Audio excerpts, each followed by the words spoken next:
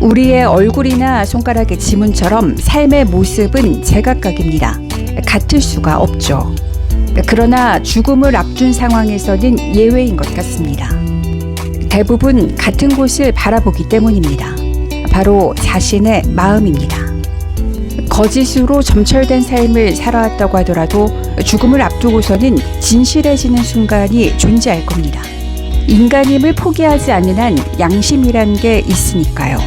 죽음을 앞뒀을 때 인간은 가장 진실해지고 참회하고 싶어 한다는 걸 보여주는 책이 있습니다. 시한부 판정을 받은 28명의 마지막 편지를 엮은 지금 말하지 않으면 늦어버린다는 삶의 끝자락에 이르렀을 때 꼭 해야만 했던 이야기를 들려줍니다. 평생 가슴속에 묻어뒀던 28개의 상자, 뚜껑이 열립니다.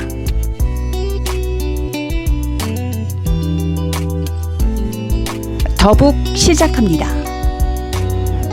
책 지금 말하지 않으면 늦어버린다는 미국 뉴욕의 한 대학교에서 심리학 석사 과정을 받고 있던 저자의 질문 하나에서 시작합니다. 인간은 어느 순간에 가장 진실해질까? 저자 이청은 이 질문에 답을 찾기 위해 뉴욕 공공도서관에 남겨진 임종 유언을 찾아보았습니다. 하지만 유명인들의 잘 다듬어진 말들뿐 진실한 말 한마디는 찾지 못했습니다. 그러던 중 $350를 내고 뉴욕타임스에 광고를 내 유언을 공개 모집하겠다는 아이디어를 떠올립니다. 죽음을 앞둔 분들의 유언을 모집한다며 마지막으로 하고 싶은 말이 있다면 자신에게 들려달라는 겁니다. 하고 싶은 이야기를 자신에게 맡기고 홀가분하게 떠나라고, 익명은 보장한다고. 이 기발하고 엉뚱한 광고에 수천 명의 뉴욕 시민들이 유언을 담은 편지를 보냈습니다. 편지를 보낸 사람 중에는 저명한 교수, 대기업 총수, 택시기사, 에이즈 환자, 맨해튼에 오랫동안 은둔한 할리우드 배우, 유명 영화감독, 핵 전문가, 5살 아이까지 있었습니다. 저자는 편지를 열어볼 때마다 뭐라 형언하기 어려운 기분이었다고 말합니다. 어떤 사연들은 수십 년간 숨겨온 비밀이었고 털어놓기 힘든 치부였습니다. 사연 중 제일 많았던 건 어떤 잘못을 진심으로 뉘우치거나 누군가에게 용서를 구하는 이야기였습니다. 그들은 아마 편지를 보내고 나서 무거운 짐을 내려놓은 느낌이었을 거라고 저자는 이야기합니다. 성당 신부님에게 고백성사를 통해 이야기했어야 하는 말들, 경찰서에 가서 잘못을 털어놨어야 하는 충격적인 이야기도 편지에 담겼습니다. 이들이 용기를 낼 수 있었던 건 이제는 꼭 말해야 한다는 절실함, 시간이 얼마 남지 않았다는 절박감 때문이었습니다. 잘못을 뉘우치며 용서를 구하는 모습에서 평생을 자책하며 괴로워했을 모습이 그려졌습니다.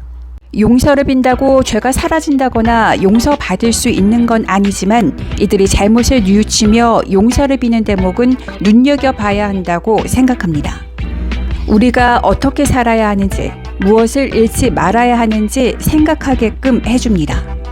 이들이 죽음에 다다랐을 때 생명력은 사그라들었지만 인간으로서 양심은 남아있었다는 게 다행이라는 생각이 들었습니다. 그러면서도 죽음을 앞둔 시점에 와서야 잘못을 바로잡을 수밖에 없었는지 씁쓸했습니다. 삶의 지혜란 지식과 교양만으로 결코 만들어질 수 없으며 거듭된 통찰과 깨달음을 통해 갖춰갈 수 있다는 걸 다시 한번 느꼈습니다.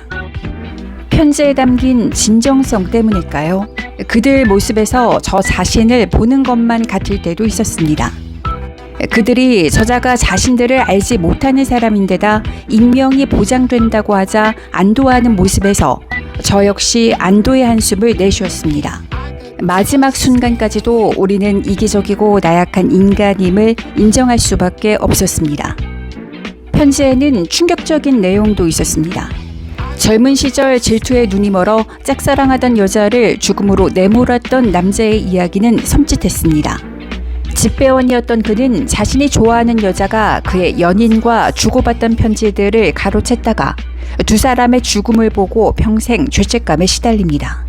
자신의 질투심이 불러일으킨 행동은 살인과 진배 없다는 걸 깨달으면서 평생 혼자 살며 속죄하는 마음으로 가장 힘든 일만 골라 했다고 했습니다.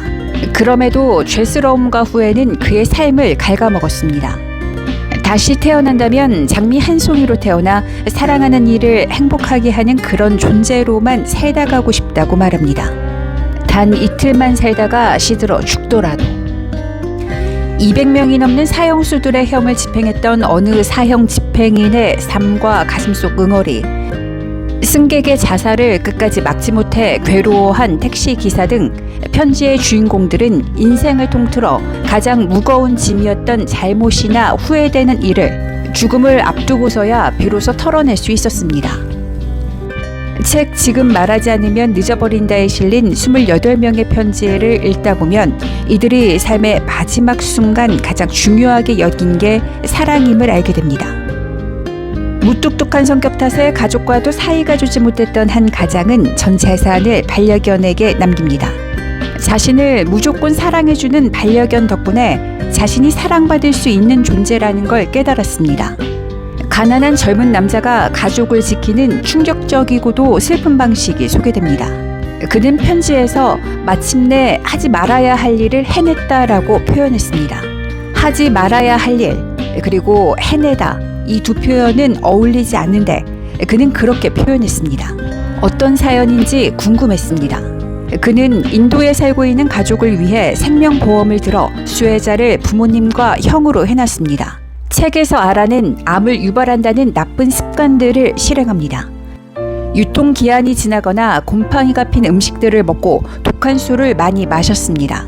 자신을 희생해야 가족들을 도울 수 있다고 생각하고 이런 선택에 인생을 걸었습니다. 2년이 흘러 가난 판정을 받게 됐고 자신이 죽으면 7만 달러의 보험금이 나온다고 했습니다. 목표 달성입니다. 하지만 죽음이 임박해오자 죄책감에 시달렸습니다. 신께 자신의 죄를 용서해달라고 빌었습니다. 개인적으로 이 사연은 혼란스럽게 느껴졌습니다.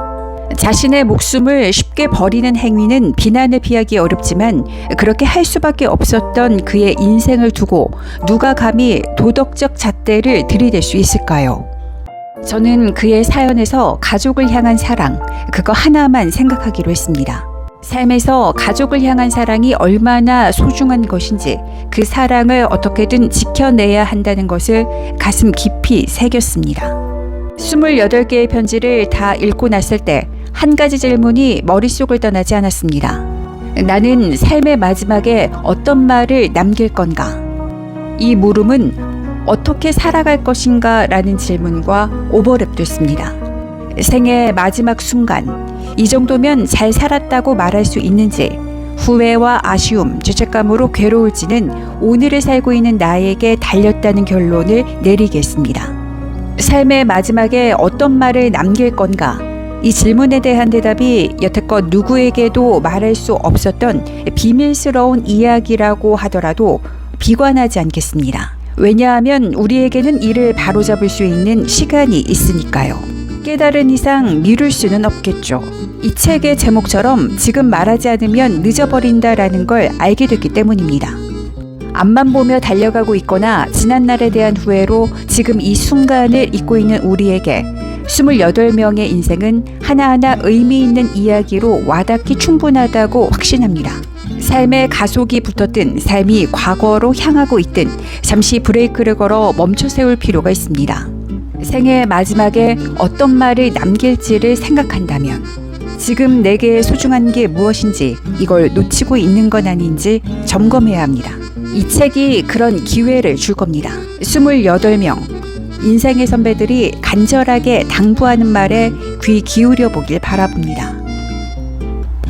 지금까지 더 북이었습니다.